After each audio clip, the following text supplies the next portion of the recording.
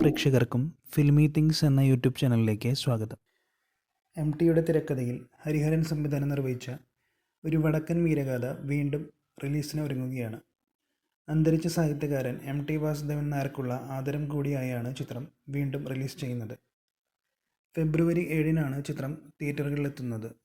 ചിത്രത്തിൻ്റെ release teaser മലയാളികൾ ഏറ്റെടുത്തു കഴിഞ്ഞു. 4K ദൃശ്യമികവിലും ഡോൾബി അറ്റ്മോസ് ശബ്ദഭംഗിയിലുമാണ് പുതിയ പതിപ്പ് എത്തുന്നത്. എസ്-ക്യൂബ് ഫിലിംസാണ് പുത്തൻ സാങ്കേതിക വിദ്യകൾ ചേർത്തൊരുക്കി പുതിയ പതിപ്പ് ഒരുക്കിയിരിക്കുന്നത്. ഗൃഹലക്ഷ്മി പ്രൊഡക്ഷൻസിൻ്റെ ബാനറിൽ PV ഗംഗാധരൻ നിർമ്മിച്ച ചിത്രത്തിൽ മമ്മൂട്ടിക്കൊപ്പം സുരേഷ് ഗോപി, മാധവി, ബാലൻ K നായർ, ക്യാപ്റ്റൻ രാജു എന്നിവരായിരുന്നു പ്രധാന വേഷങ്ങളിലെത്തിയത്.